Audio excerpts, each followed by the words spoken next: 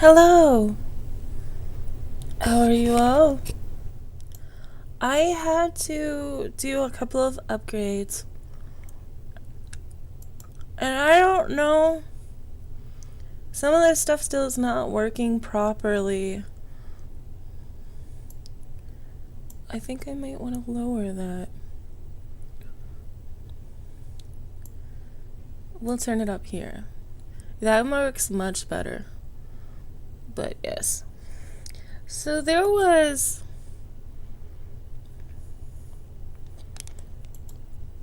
a lot of tech issues. I had to update a couple of drivers. I had to update the computer driver as well. So that is why this is a very late stream.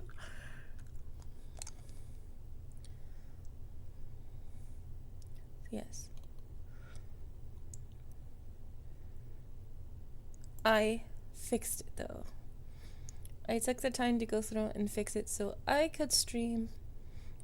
So I am going to do this. Anyways, welcome to my stream.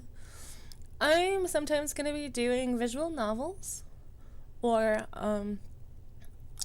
reading novels or web novels, depending. But for right now, we're going to start with visual novels. We're going to be doing Stillwater. I am doing Town of Dusk on YouTube. So Stillwater will be the Twitch one.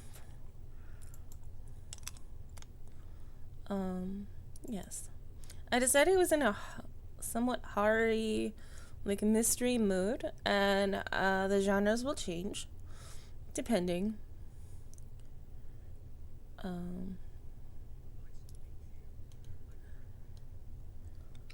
Nice to meet you too, Grimry. Now let's get this show on the road.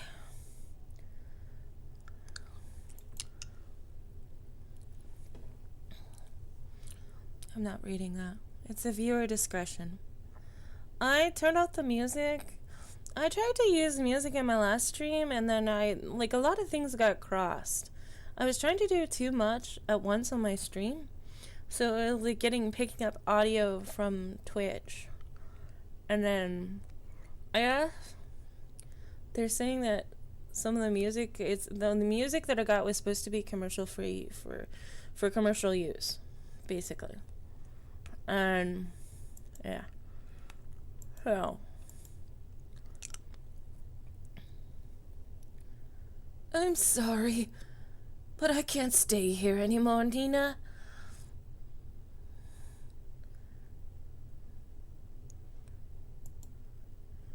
I feel like I'm going crazy.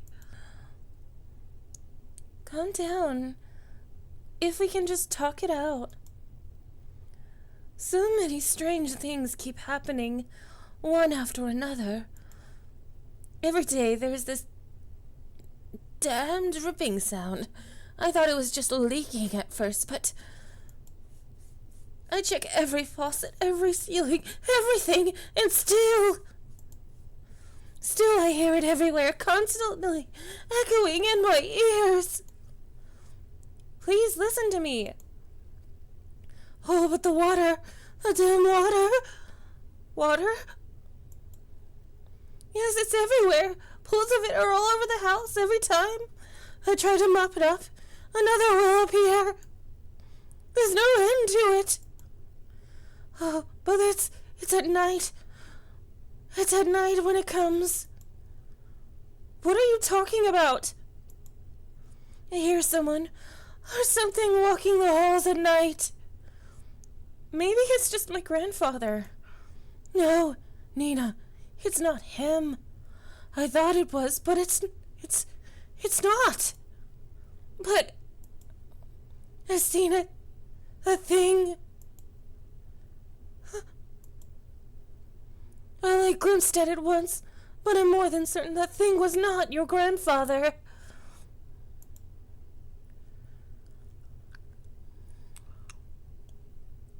Excuse me.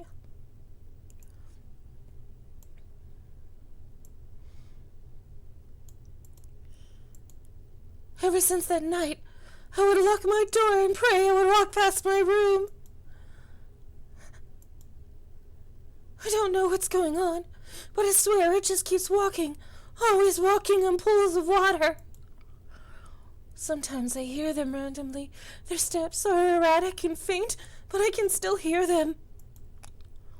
Just the steady pace up and down the halls. But I think recently it's no longer like that. What do you mean? Every morning I follow to see where the wet footprints lead. It walks towards something more clearly than before. It would walk down the halls, climb down the stairs, and turn corners. All of it I follow. Eventually the trail would come to a stop. It would stop right by your grandfather's room. His room? If this is some sick joke to scare me away, then please stop. It's not a joke, Nita. I meant when I said there was something wicked going on in this house. That can't be true. I know this is a lot, but you have to believe me. I can't stay here any longer. I'm sorry, Nina. It's okay. I understand. Thank you for taking care of my grandfather up to now. I'm sorry for all the stress I caused you. I'll be sure to pay you right away as soon as Nina, listen to me. I don't know what's going on around here, but The woman on the phone cautiously looks around, turning her head constantly back and forth, looking over her shoulder to find if others are listening in. She gets the phone so close to her ear in a vice-like grip before speaking in a hushed tone. Something terrible is lurking in the house. I don't know what it is, but please, as soon as you get back, take your grandfather and just leave this place.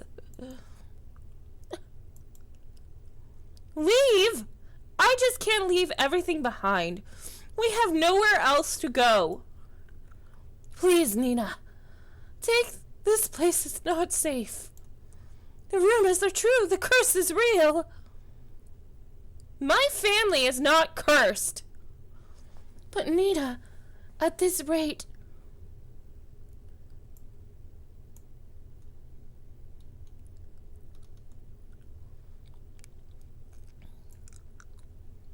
Do I got chat?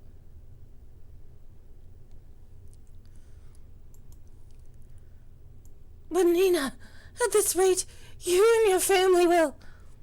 Enough!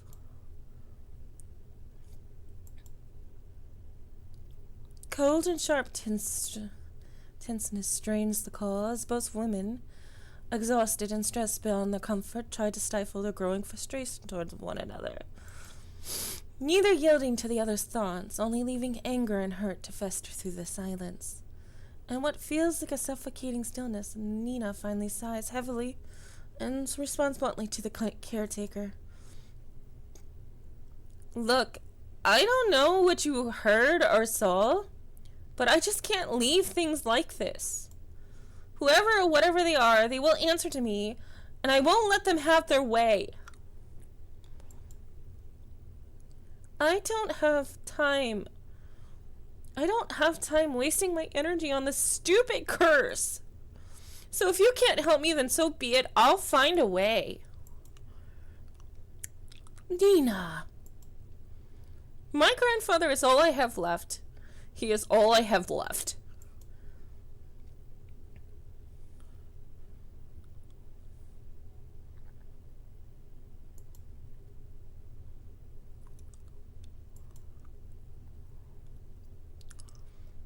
Amid a foggy morning, there sits a man by the corner of a booth.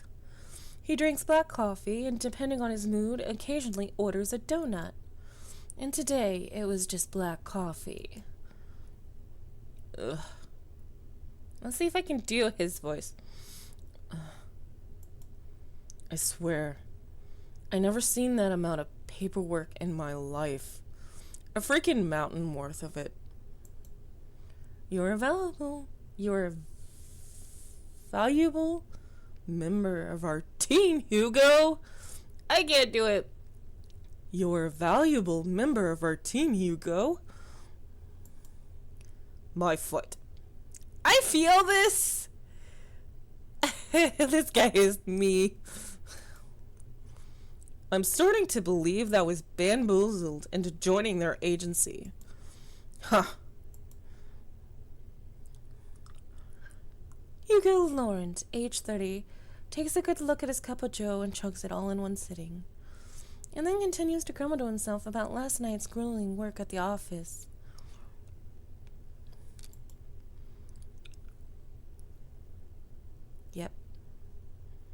Yep. I really need to find a different job. As he contemplates his poor life choices, he looks out towards the early mist. There was something inherently terrifying about the fog to him, how it engulfs everything and nothing. Even if it disappears, it always leaves behind traces, proof of it remaining. Even in a quaint little town like this, I can't run from my fate, I guess. Hugo finally stares at the compiled newspaper clippings he put together. Some of them from recent events, but mainly all were past headlines of missing person cases. No matter how many times I see this, it's hard to look at. Fixating case after case, he can't help but remind himself that there is a reason for all of this. An all too personal reason. Seeing strange things comes with a price. In the end, I'm the one doing this to myself.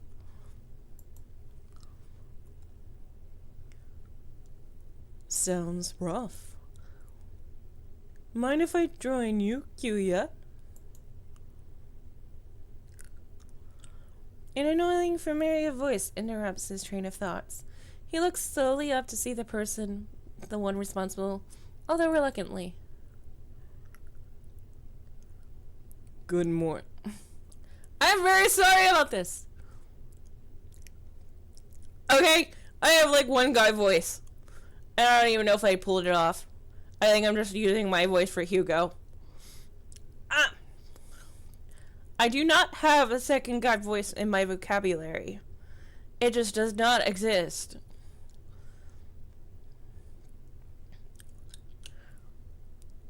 Good morning, Hugo. No. Good morning, Hugo. Hugo scowls and turns away from him. He then gathers the files and shoves it back into the binder. Meanwhile, the tall man takes his as an initiative and sits at the opposite end of the booth. Booth! He greets the waitress passing by and orders himself the hefty body breakfast special with an extra plate.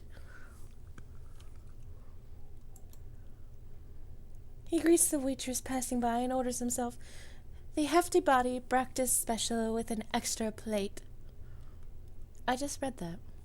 As usual, the waitress is happy to oblige and goes to the counter to relay his order. The man then looks back at Hugo. He sees the empty cup and the now jumbled newspaper clippings. All the while, Hugo is trying to ignore him.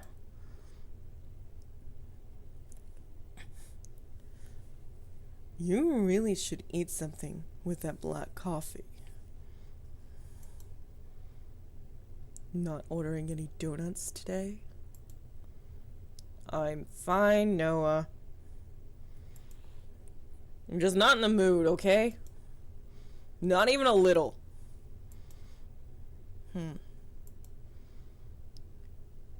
There's a momentary silence between them before Noah disturbs it once more. Well, too bad for you. I ordered a big breakfast for the two of us. Two?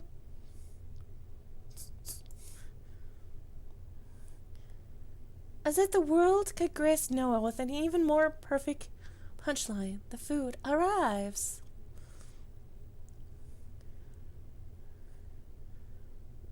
Why the hell did you order for the two of us?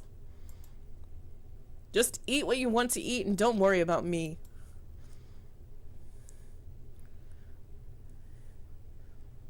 Wow. Mocking ma. Syrup. I did not pronounce that right. Right, Hugo? Are you even listening to me?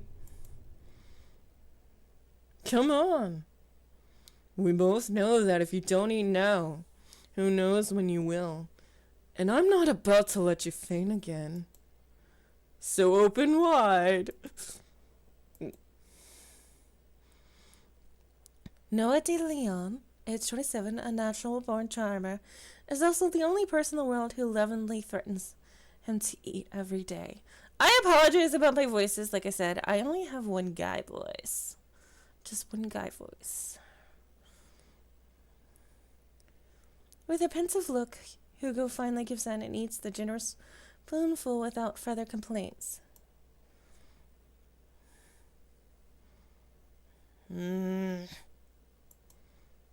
It's good. Right? Good food will always help cheer you up.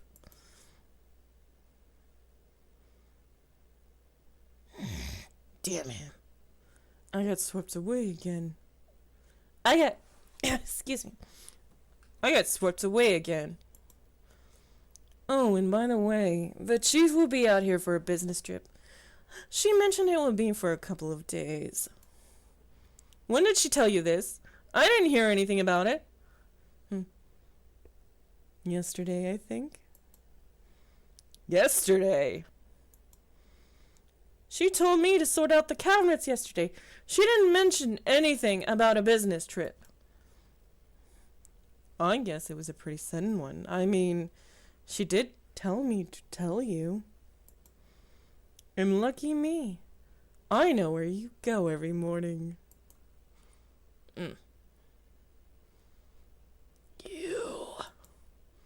You know what? I'm not surprised anymore. Well, what do you want to do? We technically have the day off. I'm gonna head back to the office. There's a couple of boxes I couldn't get a chance to sort out. In that case, I'll come with you. Why? You could just rest for the day. And pass up this opportunity to get to know you better? Yeah? Quit it.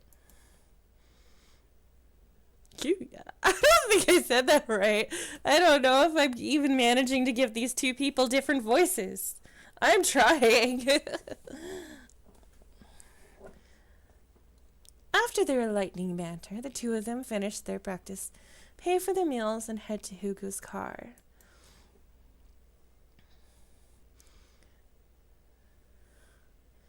As Noah opens the door to the passenger side, he notices a bloodhound sleeping inside. The big dog stirs at the sound of the car opening and lazily stares at Noah.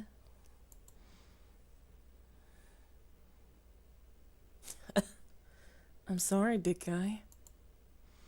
He then closes the door while trying to not make too much noise to disturb the occupant. Gobi. At the sound of his name, his heavy-lidded eyes slowly peek to see calls for him. His one and only partner, his human.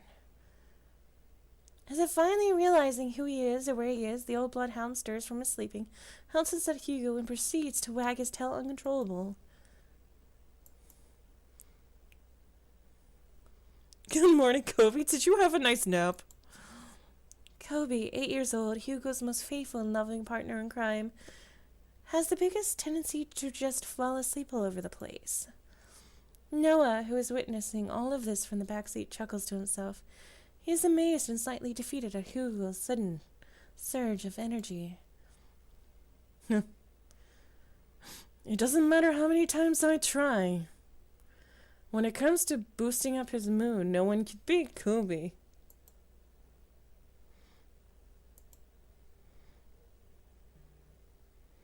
The three head back to the office. The space is just the same as Hugo left it. A decent, organized... I am not an organized mess. To his credit, for the amount of boxes he painstakingly went through, he believes he did a fair job. This would be me. But it could have been better.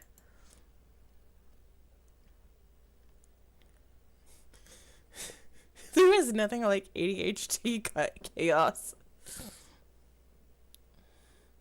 Wow, you really outdid yourself, Hugo. It looks less crowded. Shut it, will you? I said I was gonna get to it. Thanks, boy.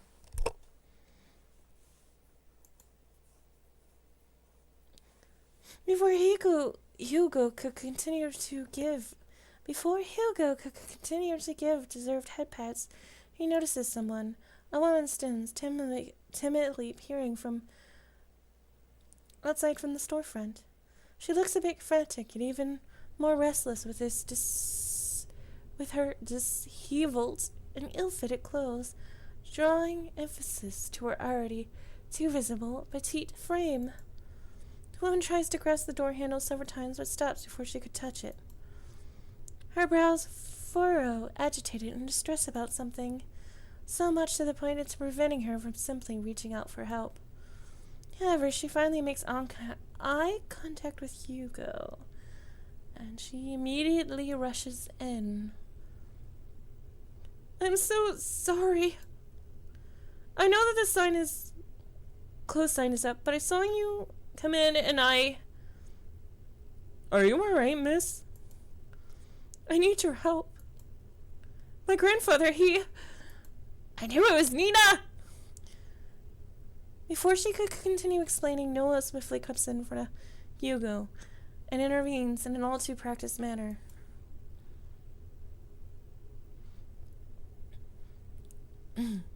It's okay, miss. We'll hear what you have to say. So please, why don't you sit right over there? Noah gestures to one of the empty seats at the other side of the office. Gestures is such an odd word for me. I don't know why it is, but it is such an odd word. Like, it's so odd. It is very odd.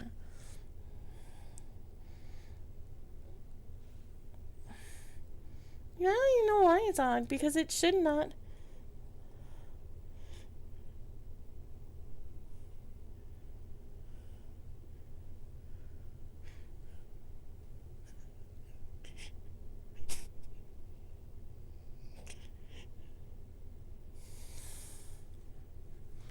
It's such like a...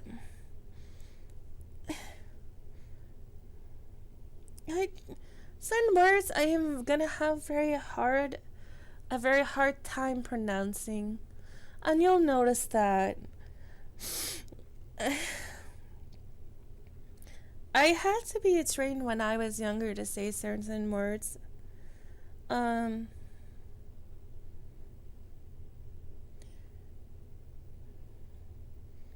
It was a very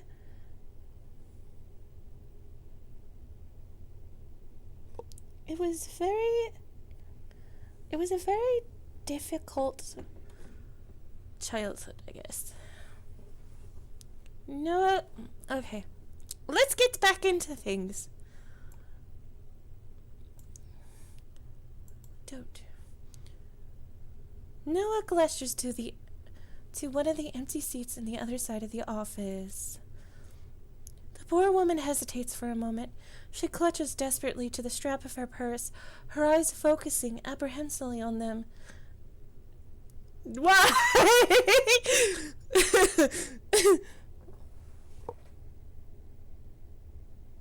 And at the Glestered seat, Glestered seat.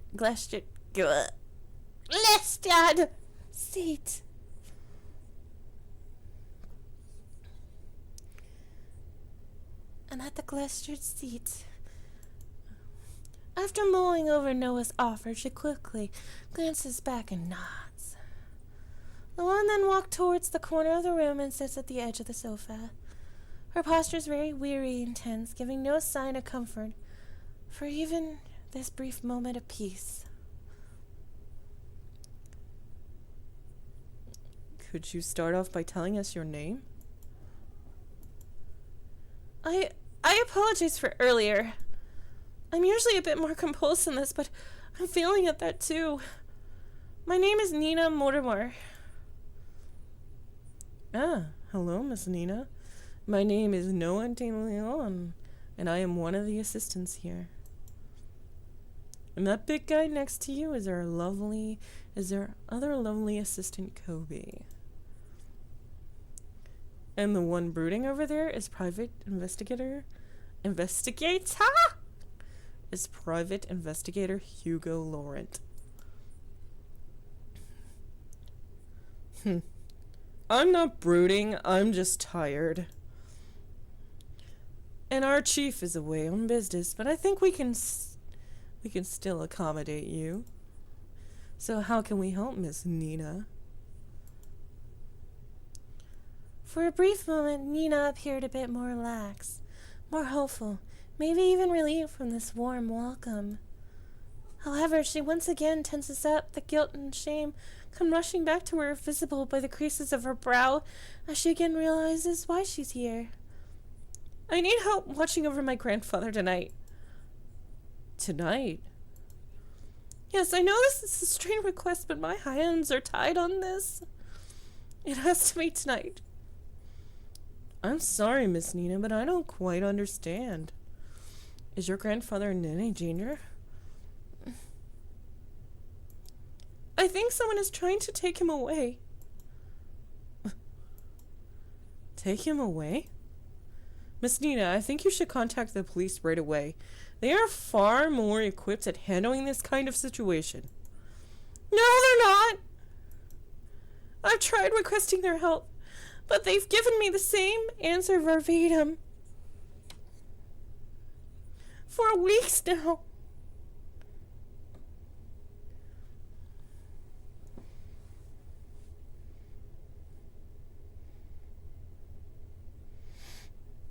For weeks now.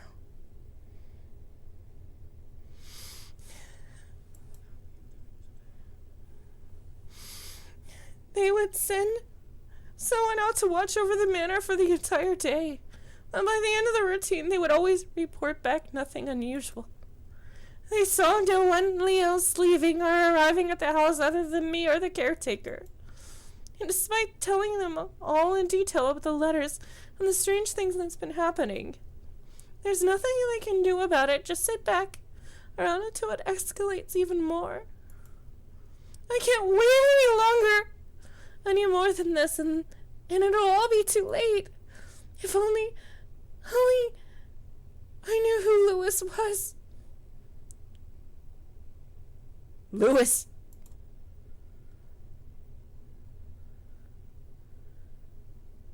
She lets out a gasp. Her hands shut out to cover her mouth, realizing she said too much so carelessly. She tries to avert their gaze, but Hugo stares persistently at her. Miss Nina, who is Lewis? Are they the ones causing all of this? She once more contemplates, her brows knit closely together as she bites her lip nervously, as if the words she wanted to say have suddenly died too heavy to even utter. A mistake she can't take back. Before the silence stretches further, Noah speaks to Nina with a gentle and reassuring tone. Miss Nina, I know it's scary. All the things you mentioned to us. So far, no one should ever have to experience, especially by themselves. And I assure you, we'll listen to it all. I promise. Wild and manic eyes search deeply at them, trying desperately to discern any doubt or mistrust on their faces. However, all she sees are people who are willing to listen, who are willing to give their time to simply listen to her, to actually help her. From this alone, Nina looks to the side where her purse is and opens it. Tucked inside one of the pockets, she takes out a single, slightly crumpled envelope with a pigmented red wax seal pressed in the middle. At a glance, Hugo could tell right away this letter appears to be more worn out and antique. And yet, despite its delicate form, it remains well preserved, well kept, as if the letter itself was untouched by time, forever waiting to be opened. Grandfather has been receiving cryptic letters for the past month now. The letters didn't come with an address or the name of the sender, but this one is different from the rest. This had the name Lewis on it.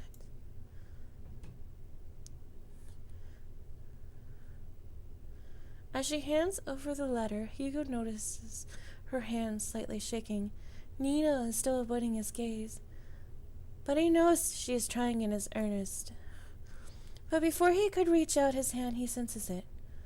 A faint shift in the room, unnoticeable to others, but all too glaringly clear to him. There is something very wrong with this letter. Suddenly, Hugo recoils his hand away in pain. I'm gonna grab a gummy. I grab gummy. Okay. I enjoy Sour Patch Kids one at a time.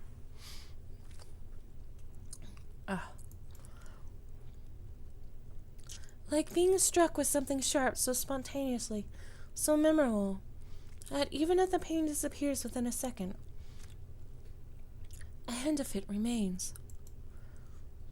Something so small, akin to a prick from a rose's thorn, or more like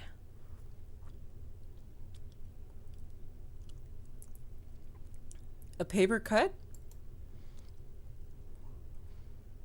Are you alright? I'm sorry, I didn't mean to hurt you. No, I'm fine, Miss Mortimer. It's not your fault. It's not your fault. Hugo stares squarely at the cut. A thin red line starts to form slowly, at the top of his index finger trailing down, stopping just above the first crease. A red so clearly visible, it's taunting. That doesn't look like a normal paper cut to me. Let me get you a Band-Aid. It's fine, Noah. I don't need one. But really, it's fine. It doesn't even hurt that much. Noah takes one good look at him before sighing exasperatedly and sitting back down in his chair, still eyeing Hugo's hand.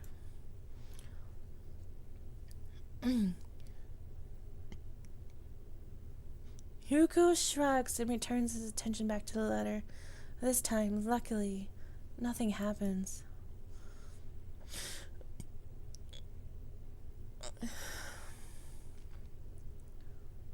For it to reach all the way out here with just a letter alone is truly terrifying. Carefully, he removes the contents of the envelope and unfolds it. At first, it looks like any other normal written message. A person named Lewis is asking the other Henry to come meet him at the lake at midnight, needing to share something important with him. However, what's eerily striking about this is not the letter itself. Appearing at the bottom of the page, a message scrawled unlike the rest stands visibly out to Hugo, a message that shouldn't be there.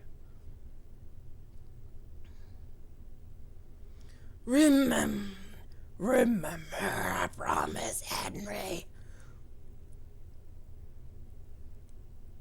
When did you receive this letter? Yesterday. And your grandfather, where is he right now? He's currently back at the house with the caretaker. I promised them I wouldn't be out for too long. I made an agreement with them, you see. Oh? What sort of agreement? The caretaker we have now agreed to watch over my grandfather, but only during the day. Before nightfall, they would leave exactly at the same time. Before nightfall? I wanted to believe that this whole thing was an elaborate scheme to scare my family away. I know this sounds crazy, but at one point I thought everyone was in on it.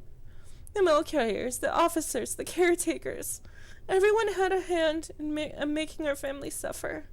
But this one was different. Up to now, I've never heard of anyone by that name. Not a relative or a family friend. They know who grandfather is. And if I don't do something about this, I'll lose him too.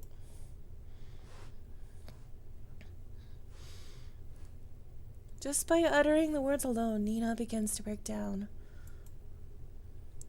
The stress, the anxiety, the fatigue of it all was finally catching up to her. Her body lunges forward, her hands press close to her eyes as she tries to cover the stream of tears running down her face. As an act of comfort, Covey sits closer to Nina. While Noah fetches tissues for her. Hugo, on the other hand, is puzzled.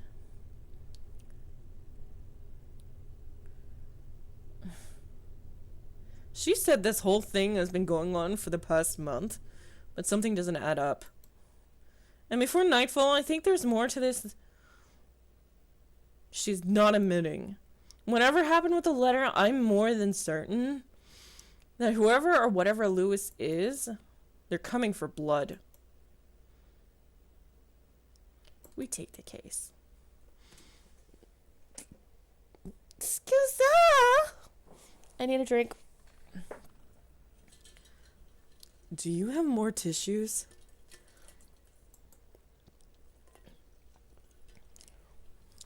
We'll do it. We'll take your case. For a moment, everything goes still. Their eyes and attention are solely directed at Hugo, whose eyes have a certain glint to them, no unwavering and more determined than ever. Before anyone else speaks, Nina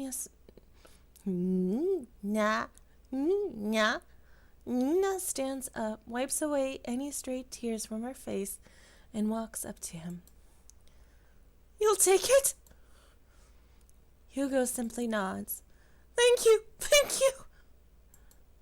You don't know how much this means to me.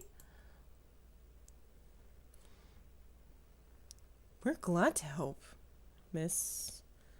Nina. Please just call me Nina. Well, Nina, we'll do our best. Nina smiles at Hugo and Noah in gratitude, her eyes renewed with a faint gleam, a hope that maybe things will change for her and her family for the better. However, before heading out, Nina reaches into her bag once more and takes out a small piece of paper and a pen, and hastily starts jotting something down. I must be on my way now. I'll let my grandfather know ahead of time you'll be coming. Also, this is my address. I'll be sure to greet you all when you arrive. And thank you. Again, truly. She politely bows to them and walks out of the office already.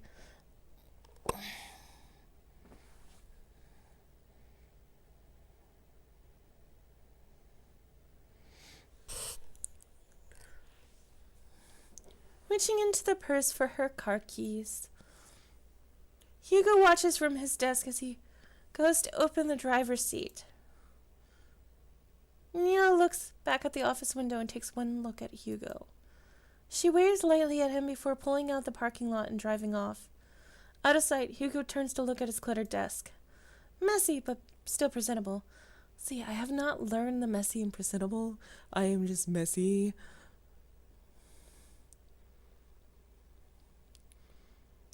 I guess I'll have to... Ah! Excuse you. I guess I'll have to sort these... We'll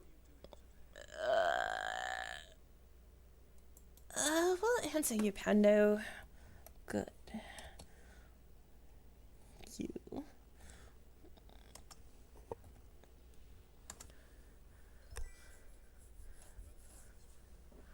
I know. I created you.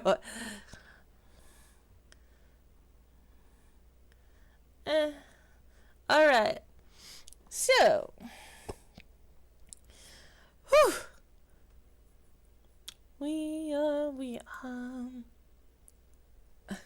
I guess I'll have to sort this out again later.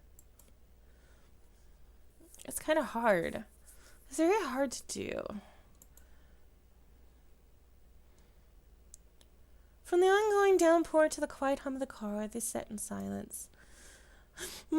Still miles off from their destination, Hugo constantly checks the rearview mirror to see if any passing cars, but it was only them on the road. Noah, who usually touched his ear off by now, quietly leans against the car door as he looks out to the passing streetlights, reserved and distant. He hasn't said a word to Hugo since they left the office. Hugo. Hey, you were a lot more quieter than usual. What's wrong? What a surprise. Have you been looking at me, Kuya? No, you idiot. You just usually talk a lot, that's all.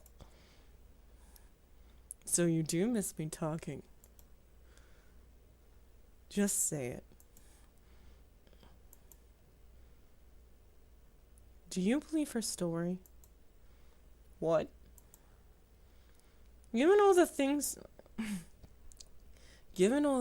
she's told us, do you think she's telling the truth? Yes, I believe her, or at least I believe she hasn't lied to us. But you know, I can't shake the feeling that she's hiding something. Like if she left out certain details on purpose. And also, why did she have to travel this far out of town for a private eye? Surely there must have been another far closer to her home than ours. I just don't know how to explain it. As expected of you, Hugo. You're making fun of me. No, not at all. I'm just admiring your observations. I didn't want to offend Nina earlier, so I kept quiet until she finished. But her last name caught me off guard. Have you heard about the Mortimers? They're a pretty distinguished family that owned it. Have you heard about the Mortimers? They're a pretty distinguished family that owned an esteemed fishing company. Well, they used to, I believe. They have yet to name an heir. What do you mean? Shouldn't it naturally just go to Nina? It should, but I don't know. From what I heard, each time they try to name a successor, that relative mysteriously disappeared. Gone without a trace, or so anyone thought. Their bodies would soon turn up months later after. And you know what's strange? All of them have been labeled as accidents by local news. No foul play, just another unfortunate loss for the family. They've been struck with so many tragedies over time, people began to believe that they were cursed or something. Cursed. I think I can understand why she wouldn't go to the police again. They most likely thought she was seeing things and went along with the procedure just to keep face. But deep down, they must have thought she had gone mad. I can't imagine all of this for Nina. And most of all, who knows what we'll find there. Is that why you decided to come with me? Well, partially. I'm more worried about you, though. Me? Why? Think of it this way. I'm the appointed driver. When you decide to do some pretty reckless... When you decide to do some pretty reckless... can I say this word? Stuff. I'm used to TikTok.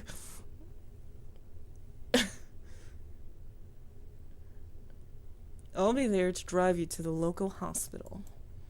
Ugh. Besides, 2's better than 1. Exactly. I was fine with Kobe coming with me.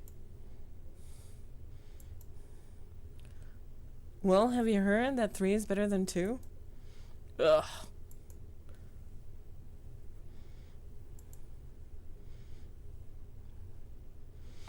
I love the art to this. Can I just talk about the art for a moment? I mean, I'm not so sure. I think the house is the only thing I kind of like know about. No, like the art in this is pretty nifty. You don't see usually any done in this style.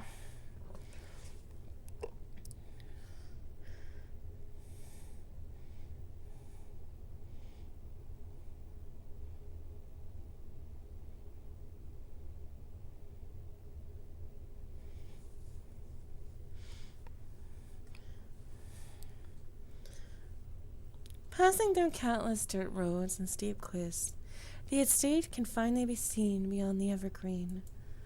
Nestled away from prying eyes, it stands tall, magnificent, and classic, truly a rarity only afforded to their privilege, and yet with all its opulence, it looms from a distance. Hugo and Noah could only gaze at the sheer scale of the manor. Its grand stature topples easily over the dozens of houses they drove past. Well, look at the size of it. I could never imagine seeing a house like this in person. It's all too surreal. Come on, she's waiting for us.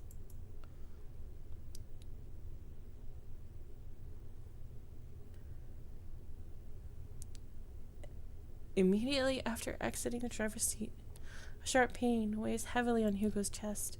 Gasping tightly at his coat, he began to gasp for air, his vision hazy as he leans to the car, desperately trying to ground himself. Like a fish out of the drawn sea, he desperately heaves.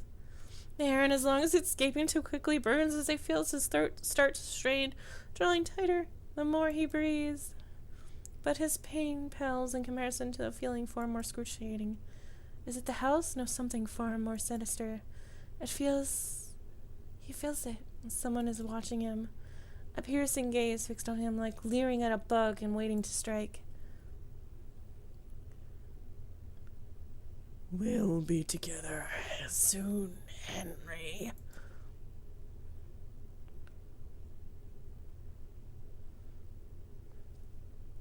What the hell?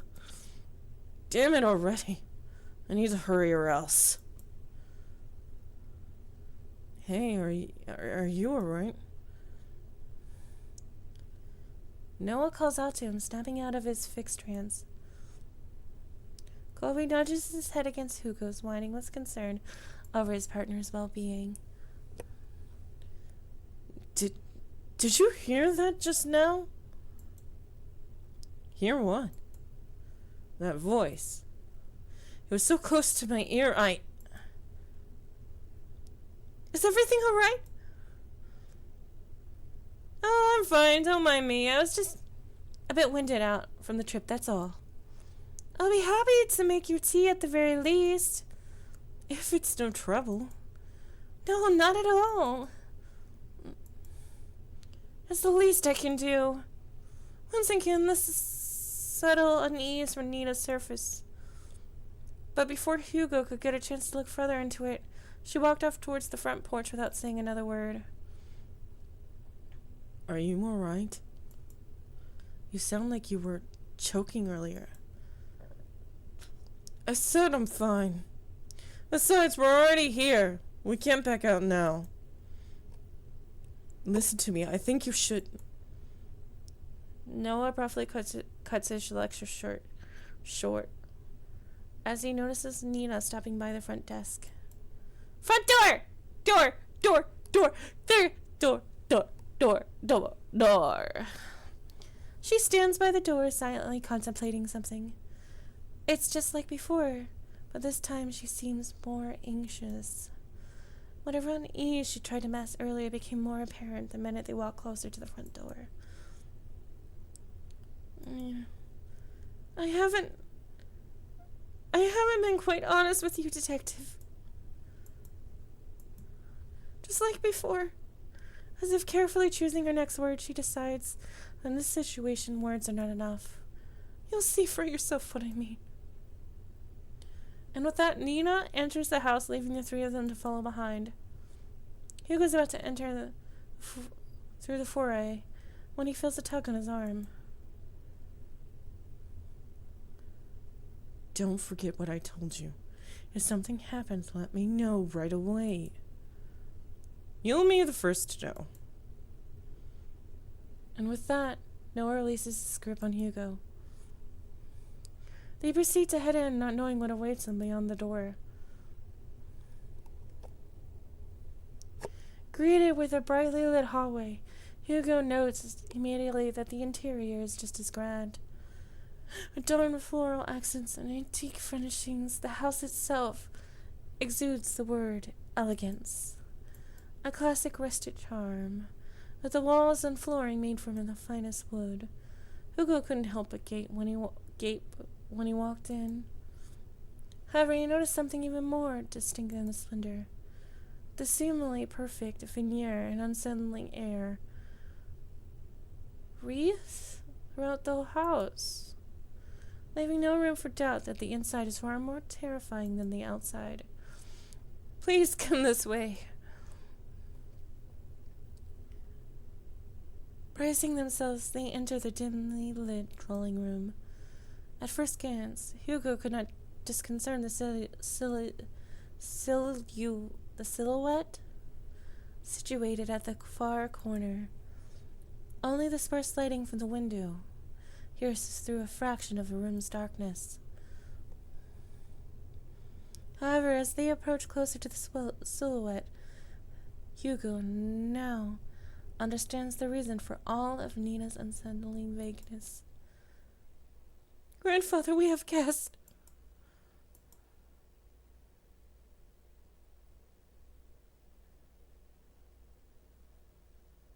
Sitting on the armchair is a very young man, not much older than Hugo or Noah.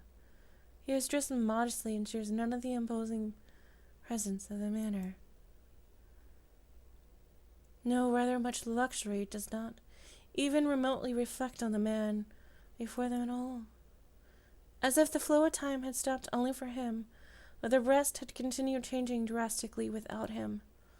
Just like the letter, timeless, delicate, and jarringly out of place.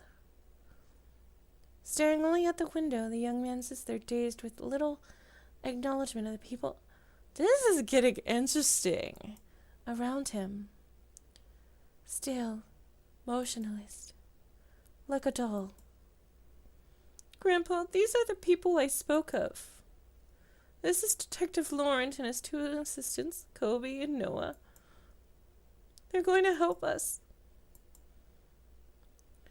Even after introducing him to the head of the Moldramar estate, Hugo and Noah could not help but feel unnerved. The man before them is supposed to be frail and older than any of them.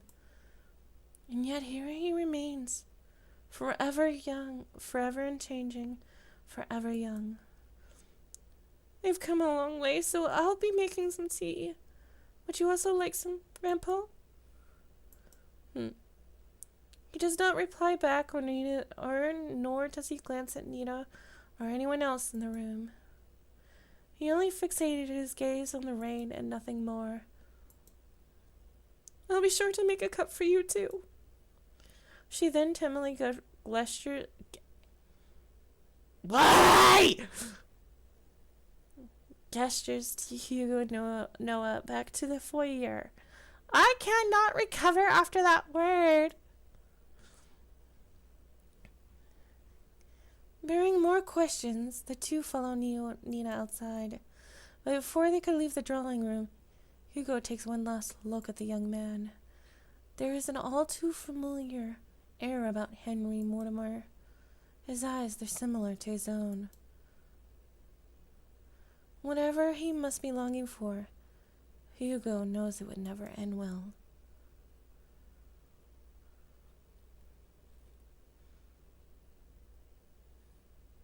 Nina, that man.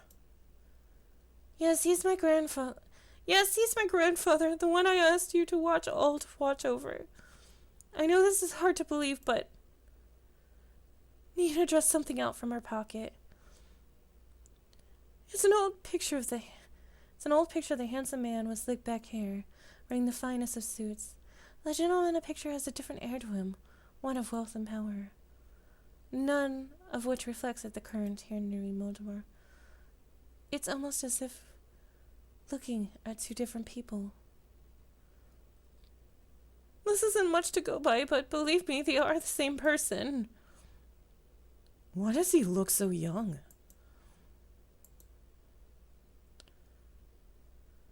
It happened a few nights ago. I was on my way to get a cup of water, and when I heard a loud thud coming from my grandfather's room, I was worried about something fell over, so I went to go check. When I opened the door, I found him collapsed on the ground, and I rushed to help him up, but when I did, he looked so different. He wore the same clothes that my grandfather wore that night. In his face, I recognized his face. He looked younger. So many things were rushing through my head at this moment, and I knew he felt familiar to me. I know it sounds bizarre the more I talk about it, but that's what's happening.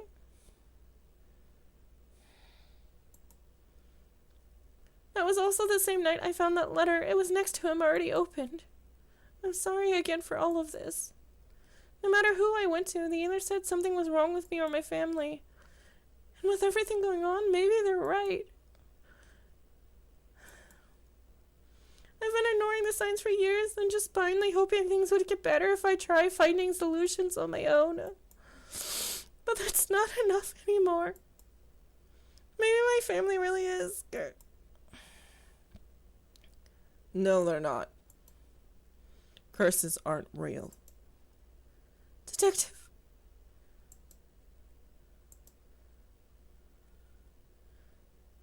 I think we easily get too involved in believing in that sort of thing exists. In truth, the ones who fixated on it make it their reality. Rumors, doubts, lies, all of these things are what they want to become real. Deep-rooted emotions like that can't possibly heal or fix right away. But like a curse, those emotions drag other people's down with them. Personally, I think you were caught up in all of this. But I assure you, we'll see this through, for you and Mr. Mortimer. Thank you. Good. Now our first priority is to find out more about Lewis. Nina, the letter you showed us back at the agency, do you have it with you?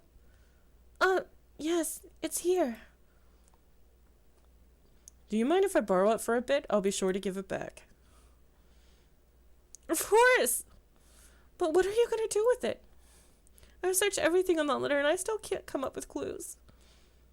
I'll be using it as a reference or a guide, if you will. I'm afraid I can't discuss too much of the process. Trade secret and all. Ha ha. Of course.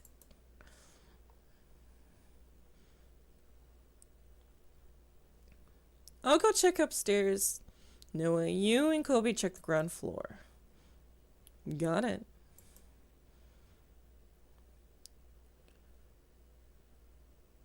Before they leave to do their own investigation, Hugo grabs a hold of Noah's shoulder.